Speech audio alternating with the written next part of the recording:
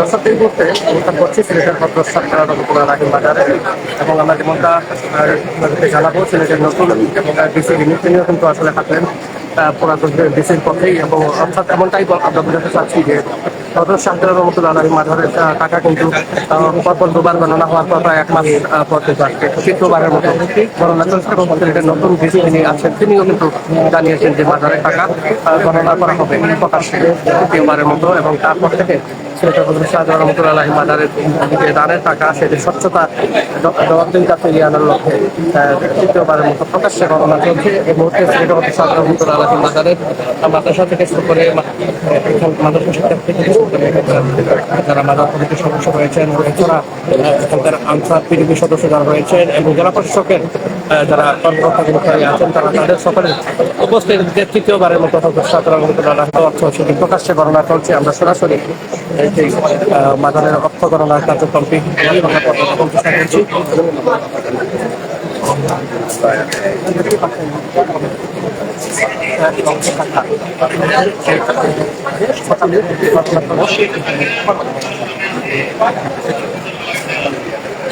যেখান থেকে দেখছেন একটু শেয়ার করে সকলকে দেখা শুরু করে দেবেন, জানিয়ে দেবেন কোন জায়গা থেকে দেখছেন আমার কথা।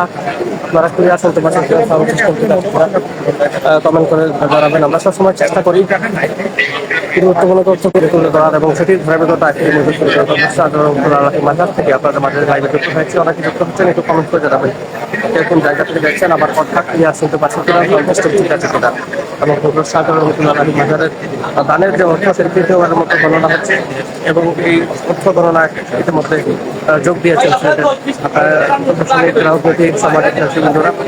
সকলের উপস্থিতিতে শাহজালাল রহমতুল্লাহ আলাহি মাজারের অর্থ প্রকাশ্যে গণনা চলছে। আমরা আপনাদেরকে সেই গণনার কার্যক্রমটি সরাসরি প্রবাদ বাংলা পথে দেখানোর চেষ্টা করছি। অনেকে যুক্ত হচ্ছেন,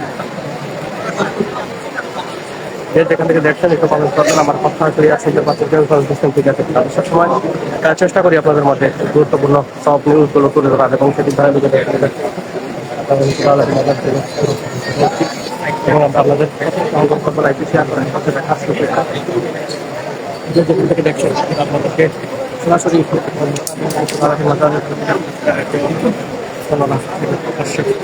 চলছে। আমরা আপনাদেরকে দেখানোর চেষ্টা করছি। আমাকে যুক্ত হয়েছেন যে যেখান থেকে করে সকলকে দেখা শুরু করে দেবেন।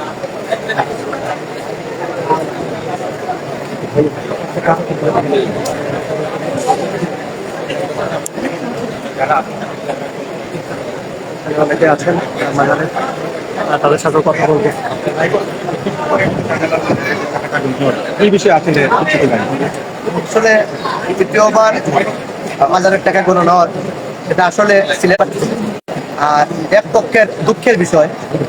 আমি বলবো যে সিরিয়াল আজকে তৃতীয়বার হয়েছে, যাতে বৎসর পর বৎসর এভাবে টাকা গণনা করা হয়। তবে এটা কিন্তু চূড়ান্ত সিদ্ধান্ত নয়।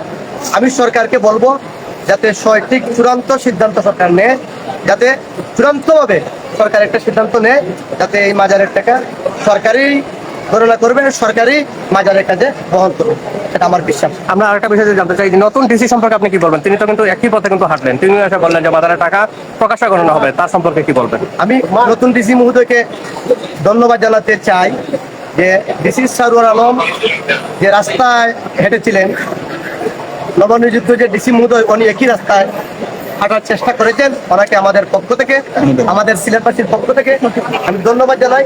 আপনারা দেখেছেন ডিসি সরোয়ার আলম যখন সিলেট থেকে চলে যান, হাজার হাজার মানুষ, কারণ একটাই, এই সিলেট বিভাগের ভিতরে অনেক ডিসি এসেছেন, অনেক ডিসি চলে গেছেন, কিন্তু ওনার মতন জনপ্রিয় কোনো ডিসি মতো হতে পারেন না।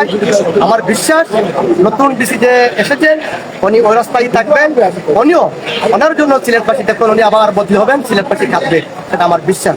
দেখুন হযরত শাহজালাল মাজারকে নিয়ে উনি প্রকাশ্যে টাকা গণনার জন্য উনি উদ্যোগ নিয়েছেন, ওনাকেও সিলেটবাসী যুগ যুগ স্মরণ রাখবে। আপনারা মাজার সুরক্ষা কমিটির 300 কমিটির একটা কমিটি করেছেন নতুন, আপনাদের কমিটির কার্যক্রম কি আজকে চলছে কিনা? আমাদের কমিটির স্বচ্ছতা জবাবদিহিতা যে কমিটি, বাংলাদেশ মাজার সুরক্ষা কমিটি, আমরা যে কমিটি করেছি, যতক্ষণ পর্যন্ত সরকার সঠিক সিদ্ধান্ত নেবে না আমরা এই দরগা মাজার পাচনে আমাদের কমিটি থাকবে। কিন্তু আমাদের কোনো ব্যক্তিগত কোনো স্বার্থ আমাদের নেই।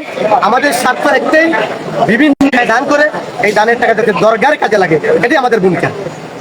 আপনার কোয়েশন সেটা এখন বলা যাবে না, তবে আমাদের বিশ্বাস, আমি যতটুকু ধারণা করতেছি হয়তো 70-80 লক্ষ হতে পারে, সেটা আমি সঠিক বলতে পারবো না। থ্যাংক ইউ ধন্যবাদ সবাইকে।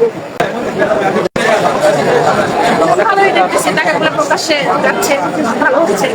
এই টাকা ছাড়াও কিন্তু সর্বোপরি এই শাহজালাল মাদার নিয়ে কি বলবেন? না, ভালোই লাগতেছে। প্রথমবার আসছি। মাজার ছাড়া আর কোথাও কোথায়? আমরা তো বেশি লিখে দেবো সাদা পাথর বেশি, আর আরেকটা জায়গার নাম কি? জাফলং। কেমন লাগলো? না, মোটামুটি ভালো লাগছে। সব মিলিয়ে আসলে সিলেট কেমন লাগলো? না, ভালো, এমনি মানে শহরটা প্রায় ঢাকার মতো। ঢাকার তুলনায় সিলেট কেমন? ভালো। রাস্তাঘাট ভালো। দর্শক দেখছিলেন, আমরা অনেকেই আছেন যারা সিলেটের বাইরে থেকেও আসছেন এবং আমরা সিলেটের হজরত শাহজালাল রহমতুল্লাহ মাজারে অবস্থান করছি এবং মাজারে অর্থ গণনার যে আপডেট সেটি আমরা জানার চেষ্টা করছি। এখানে যারা আছেন মাজারের কর্তৃপক্ষ আছেন, তারা কিন্তু মাজারের টাকা গণনা করছেন এবং বরাবরের মতো কিন্তু আসলে মেশিন আনা হয়েছে মাজারের অর্থ গণনার জন্য এবং গত দুবারের মতোই কিন্তু এবার, এবং যদিও যে উত্তেজনাটা ছিল আগের দুবার সেবারের থেকে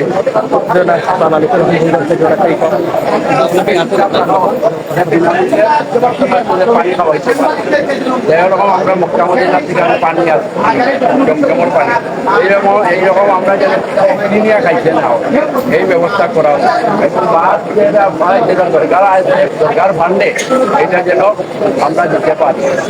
মাছ বাইরে থেকে চলে আসছে, এই মাছ না দিতে এখানে সাগর মাছের খাওয়ার টাইম টেবিল করা দরকার। এবং এই যে আপনার উপরে দেখছেন এখনো চাউনি দেওয়া হয় নাই। জানাজা নমাজ আমি এখন নমাজ করছিলাম, কিন্তু এখানে মানুষ দাঁড়াইতে পারে নাই জানাজার নামাজ বৃষ্টির জন্য। এই এত টাকা উঠে কোথায় খরচ হয় তা জানি না। আর আমরা চোখ তুলেছে দোয়ার আলমে এত বছর ওরা হাজিমরা ওরা স্থানীয় না, যেমন আমরা 300 বছর থেকে সিলেটে আছি। আমার বাপ দাদা 300 বছর সিলেটে, আমার নানা বাড়ির কুমার করে, আর ব্যাংকার হইলো আমার দাদার বাড়ি। আমরা নিজস্ব মসজিদ আছে যখন আমরা দেখছি আমরা চালাইতে পারছি, আমরা কমিটির মাধ্যমে কমিটি এখন সুন্দরভাবে চালাচ্ছি এবং এইভাবে নিষ্ঠাবান একটা কমিটি যদি নিয়োগ হয় তাহলে অন্যরা নাক গলাইতে পারে না। এই কমিটির মানুষ যদি দুর্নীতিবাজ হয় তাহলে এই দেশ কখনো উন্নয়ন করতে পারবে না। আমি চাই দেশ না, সারা জাতীয় দুর্নীতিগ্রস্ত থেকে বাহির হইতে হবে। আর দুর্নীতি যতদিন থাকবে বাংলাদেশ ততদিন উন্নয়ন হবে না। আমরা ভোট দেই একমাত্র দেখিয়া, ভোটে নেওয়ার পরে দেখা যায় খালি দুর্নীতি আর দুর্নীতি, রাস্তাঘাটে কোনো উন্নয়ন হচ্ছে না এবং সিলেট তো আরো অবহেলিত এবং আরো লাঞ্ছিত। সিলেট আরো অবহেলিত এবং আরো লাঞ্ছিত। সিলেটে এজেন্সিগুলো মারা রয়েছে আপনার রায়নগরে, হ্যালো, সিলেট এজেন্সিগুলো মারা রয়েছে, এখানে আমাদের সংখ্যা বেশি। এখানে ফ্রি কুপন, ওর বাড়ি হইল কুমিল্লা,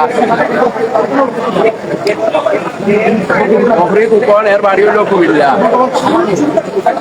বকরি কুপন এর বাড়ি হইল কুমিল্লা। সাগর যে পরিমাণ উঠে এর অর্ধেক সিল্লি সালাদে যায় না, এইগুলো কাজের বাজারে বিক্রি হয় কথা উঠে।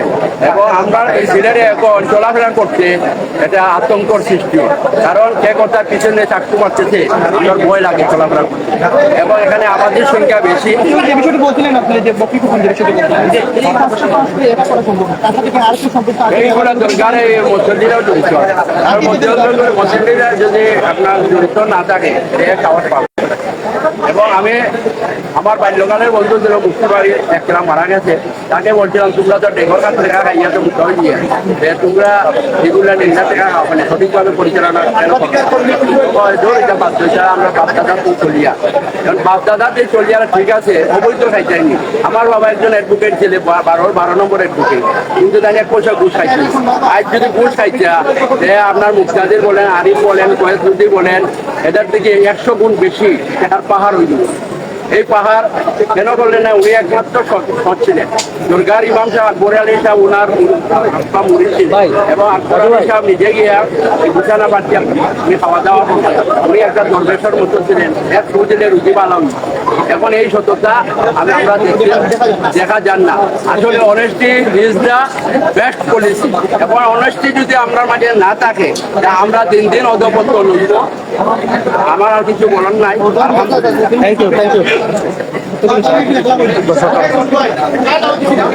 আমরা আপনাদেরকে আপনাদের তথ্য গণনার যে অসংখ্য অডিয়েন্স যুক্ত রয়েছেন, যে যেখান থেকে দেখছেন প্রত্যেকটা আহ্বান আপনারা লাইককে শেয়ার করে সকলকে দেখা শুরু করে দেবেন এবং এই অর্থ গণনা নিয়ে আপনাদের গুরুত্বপূর্ণ প্রতিক্রিয়া কমেন্ট করতে জানাবেন। আমরা যে যেখান থেকে দেখছেন প্রত্যেককে অসংখ্য ধন্যবাদ জানাচ্ছি আমাদের সাথে সরাসরি প্রবাস বাংলা পর্দায় সংযুক্ত হওয়ার জন্য।